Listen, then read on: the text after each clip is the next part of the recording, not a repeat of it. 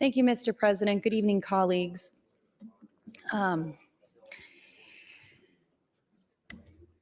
We are debating a bill, LB 1300, that I think is a great bill.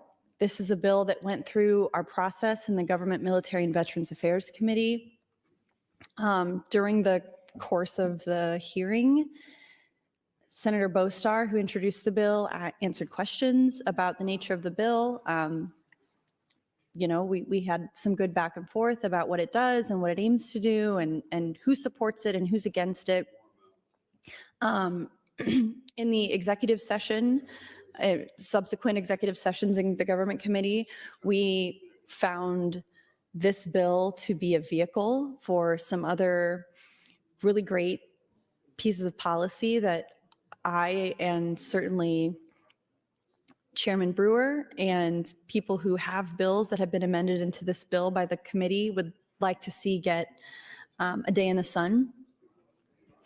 And I think that there's a way to make that happen if we can take off the amendment that adds LB 764 introduced by Senator Lippincott out of the queue of amendments for this bill.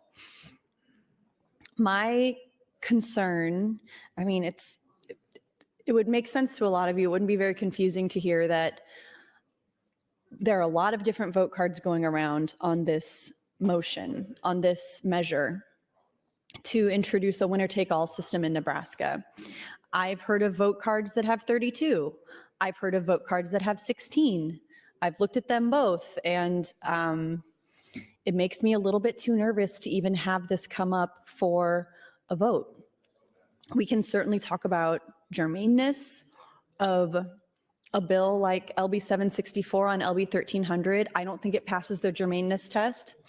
Senator Slama, who introduced the amendment, said on Twitter that she doesn't think it passes the germaneness test.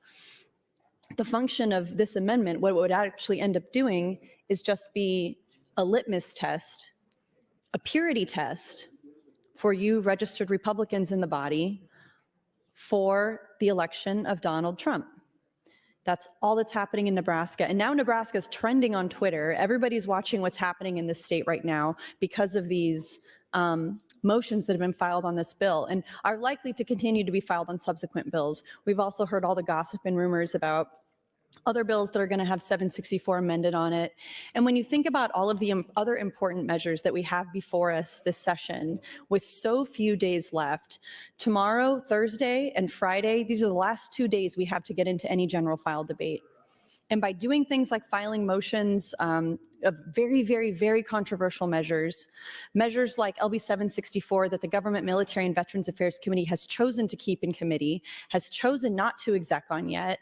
We have not introduced an amendment to this. We have not had a vote on this. It's not ready for the floor. But with very, very precious few days left here in the body, with so many other prioritized bills yet to be heard on general file for even the first round of our 3 rounds of debate, this is what's going to take up a lot of the oxygen. And colleagues are walking around saying, it would be really great if we could just move past this and get to a vote on the amendment. We can put it to bed. It's not that simple. I get it. Yes, it would be great to get to a vote and to move past it. But then what you have is then you get into your purity test. Then we've got a vote. We've got a record up on the board that Donald Trump, his little friends, Charlie Kirk, whatever right-wing incel podcaster is watching what's happening in the legislature. And then what they start to do is what they've already done to Senator Aguilar. They put your name on the internet. They've already done this to many of you because I've heard that you guys are getting phone calls to your offices, and I'll talk about that on my next time on the mic. They put your name on the internet. They put your phone on the internet, not necessarily your office phone, friends, your cell phone, your home address, your wife's name. How's she going to like that? This is how they move and this is how they work. And by having a record vote on this, you are going to be a target for them, whether you vote yes or no. You're opening yourself up to a target for this machine that we see will stop at nothing to elect Donald Trump.